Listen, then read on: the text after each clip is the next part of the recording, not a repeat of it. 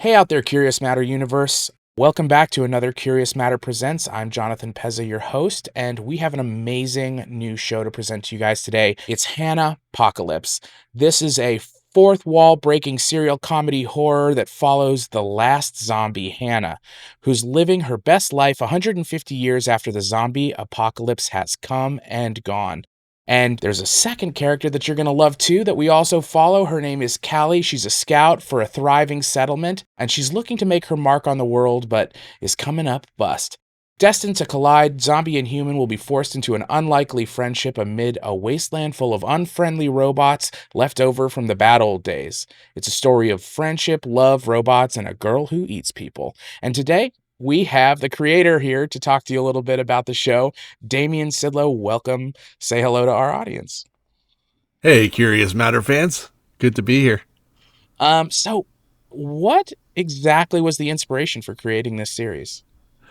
Yeah, I mean, there was kind of a couple. I had the idea, as cliche as it might sound, from probably a fever dream that I had, coupled with the fact that we started around the end of 2019, which to me, I mean, it was kind of a dismal time anyway. And then when we were walking right into COVID.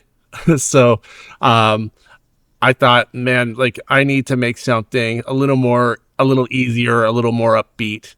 And, obviously chose a post-apocalyptic zombie show to be upbeat with. but it is heartwarming. It does really hit this really wonderful, hopeful note from such a sort of insanely depressing starting place. Like, it's really the wonderful thing about the show is how it is sort of uplifting. Yeah, we kind of wanted to be a little genre subversive, and as I often say, in a tag for our show. And it's really fun, and I love the way that you sort of utilize the two perspectives to move the story forward, and you really do get this sense that there's a destiny set up for the two of them. It's really wonderful how the show sort of unfolds itself. So I do notice you love to drop like pop culture references into the show. Like, what were your big influences when creating the Hannahpocalypse? Oh God, I love Easter eggs and other stuff and influences to things. Like, I really think that Fallout was a big one. I'm a big old school Fallout fan, so a lot of post-apocalyptic influences. Even though I wasn't a big comic guy, the idea of like Tank Girl and stuff like that was I love post-apocalyptic stuff. So it was a really natural fit for me. So you guys are just coming towards the end of your second season. What can audiences expect from you in the future? Oh, well, we've been kind of quiet about it, but I'm happy to say it more loudly here. Um, in the fact that we are coming back for a third season of the show. It is very likely that that could be the last season of the show because it feels like we have another story to tell, and it being a big one that kind of brings this entire tale to a nice, clean, cathartic close, I think.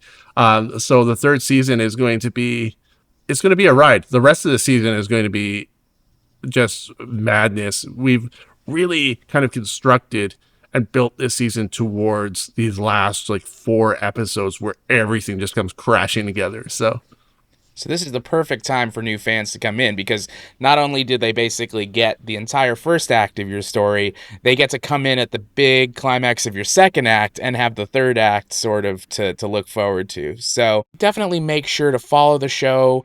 Head over to your favorite podcast app, click subscribe, and follow them on Instagram and Blue Sky under Red Fathom. You can also head over to www.redfathom.com to learn more. All right, so without further ado, you know what time it is. Sit back, grab that bowl of popcorn, and enjoy Hannahpocalypse, Episode 1.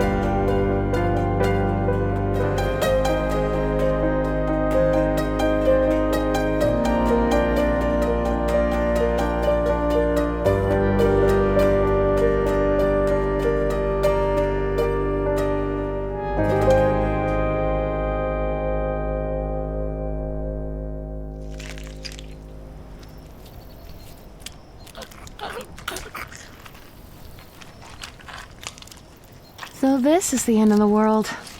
Pretty weird, right? No, wait! Hang on before you run away screaming. I know exactly what you're thinking. Probably. 60-40? Let's just take this slow. I promise it'll be a lot easier if I just go ahead and break down the fourth wall now. Yeah, it's gonna be that kind of story. Anyway, I'm Hannah. I was 32 when the world ended, so let's just go with that, yeah? Great. I love reading, listening to music, swimming, and good sushi. Oh, and Italian. I'm pretty much a big ol' sucker for a plate of gnocchi gorgonzola. Ideally, shared by candlelight with a special lady. That's right, gentlemen. No need to apply. Not that I'm exactly in demand these days. That's because, as I'm sure you've probably noticed by now, I'm a zombie. Might even be the last one. That's right, friendo. That pigeon that I'm eating right as we have this lovely afternoon chat wasn't exactly my first choice. Or my second choice, for that matter. But we'll get to all that, I promise. Just stick with me. So, a long, long time ago, the world was filled with humans. Towns and cities, you know, the whole civilization thing? I'm sure you remember, right?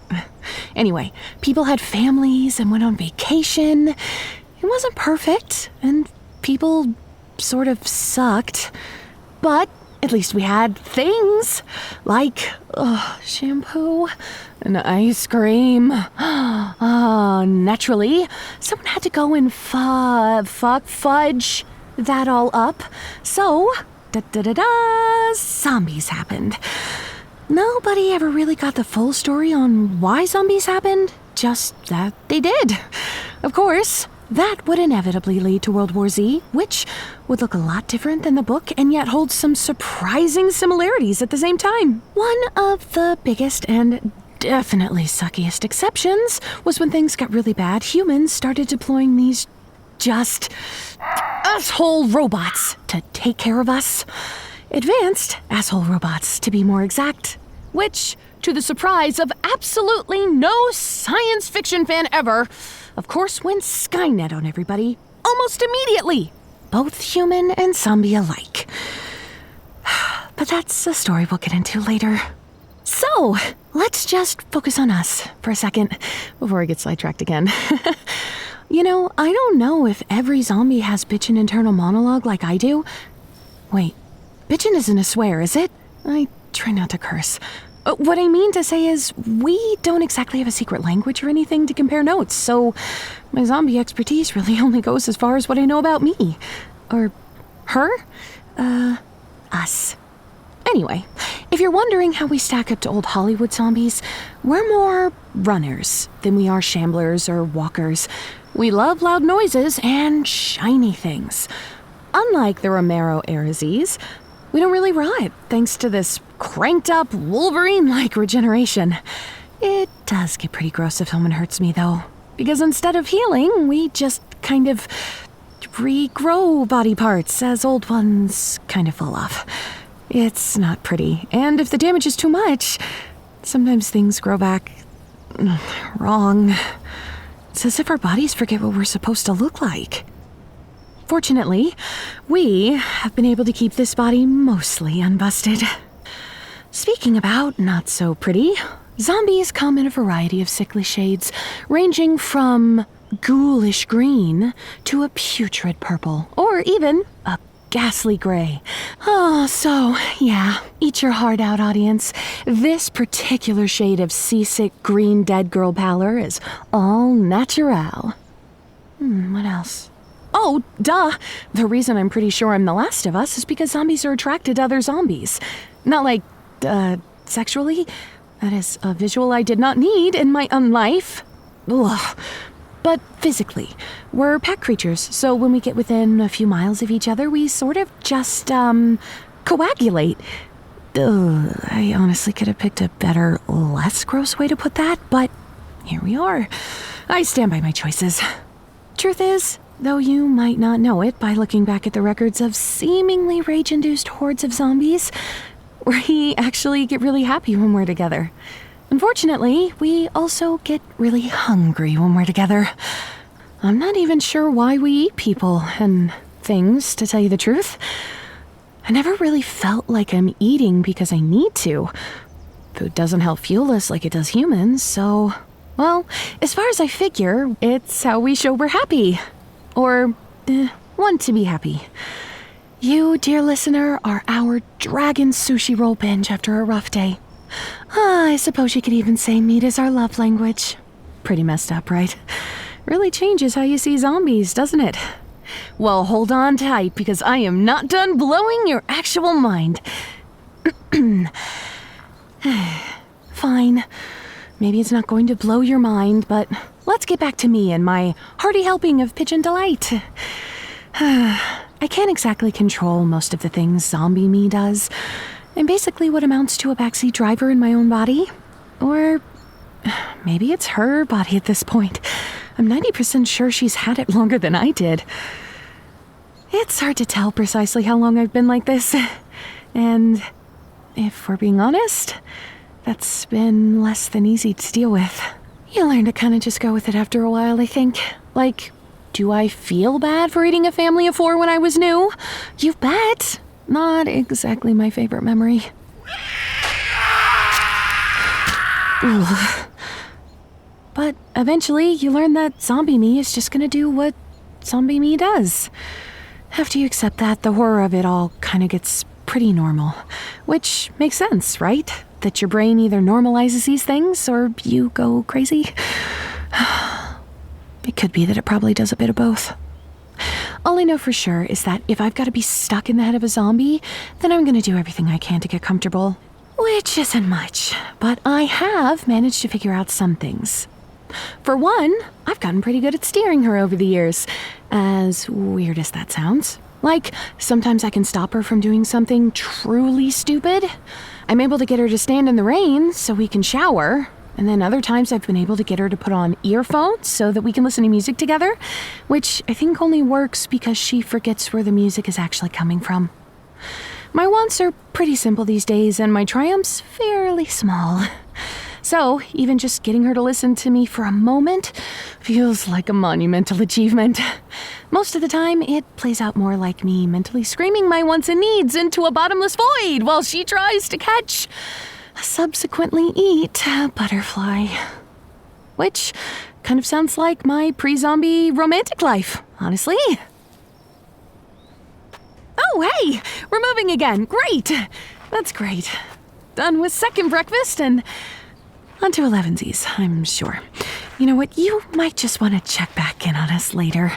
I have a feeling you have somewhere else to be.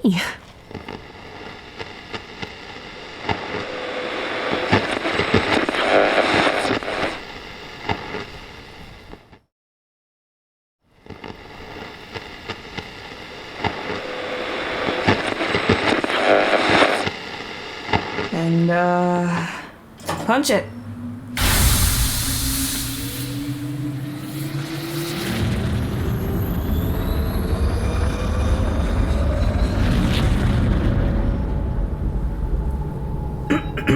Scout entry 772182, Cali checking in. Clearing the Toronto ruins before heading back to the Detroit Badlands. Everything's 5 by 5. Nothing really worth reporting about up here. I found a community at the Eaton Center that was mostly just people trying to get by, living in between kill zones. Yeah, that would make them the only other sizable outpost worth talking about up here, apart from the McMaster settlement back in Hamilton. Oh, that place was the tits, honestly. At least as far as the other places I've been through over the last couple years. Got to refuel the land spinner there, own the local kids at this neat little arcade they had, and I finally managed to get that screwy hover coil fixed up. To be fair, they're doing all right up here overall, but still nothing like the setup we have at Golden Gate. I am, however, happy to report that the rumors are true. The Canadian remnants do indeed make some good beer. So Still not sure it's better than ours, but it did help with the lingering and, might I say, unwelcome pangs of homesickness a bit. So, yeah, let's just chalk Toronto up as a big ol' write-off overall. Machines still have it locked down tight. All the old zoning seems to be largely intact, so it was easy enough to navigate. The locals tell me that the robots are up to, mostly the same old robot things they always are. Manufacturing new bots, annihilating both scavengers and wildlife indiscriminately, while just generally making life shitty for everyone who's not a tin can. Still no zombies, though. Which is an ongoing plus. That makes it like over a year now since we've had any form of the virus. Mutated or otherwise. But on the negative side, it's been 3 months since I've had even the slightest contact with any of our scouts. Last blip and upload on the reader was in Maine, and even that wasn't verbal confirmation. Oh boy, which means technically that it's time to come home. That's fucked up, right? On one hand, I'm complaining about being homesick, yet here I am on the other bitching to myself about actually going back. I guess I was just so sure that there would be more out here than this. Yeah, Golden Gate is great, and we have it better than basically anywhere else I've been, but still, I joined up with scouting ops because I had to believe there was something more out here, some bigger settlement. People who had their shit together. I don't know. There's just nothing. There's just nothing. I don't even get to come back home with some old world artifact or something cool like the other units did after their long hauls when I was a kid. Maybe I'm doing something wrong. Maybe this is just it. No more adventures or surprises. No new zombie strains or strange mutants. Golden Gate goes on to become the hub of North American reclamation. All zombies dead. A general overall understanding that the bots aren't budging from their zones anytime soon due to a lack of both ambition and creativity. No more wonder. No more mystery. No new horizons. I need to remember to delete this part before uploading it to the sat log. Can't let the boys back home see my throat. No weakness. Cigar-smoking, bubblegum-chewing, tank girl wannabe Cali doesn't get to have a sentimental side. Yeah, that's how they get you to settle down. Wife you up and file you in with all the other wholesome prefab families destined to resettle America. Can't think of anything I want to do less with my life, honestly. So, best to do what I say, stay feral. If they push it, pop their best suitor in the nose with a quick rabbit punch and smoke more cigars for good measure. The sweater vest wearing breeders will label you as absolutely unfuckable when they find out you're an actual real person and not willing to volunteer for tomorrow's great hope. Pass on that shit, please. I'd also like to state for the record that I'm not a tank girl wannabe. I just think pre-apocalypse comics that get everything wrong about the actual apocalypse are fun as fuck. Also, try to tell me this old aviator cap isn't a goddamn luck. Wouldn't exactly be opposed to installing a big-ass cannon on the spinner, though. Yeah. Paying absolutely no attention to the very real promise that mounting a machine gun would easily tip this heap over budget in regards to terribly fickle weight allowance. But hey, a girl can dream, right? Oh, Cali signing off.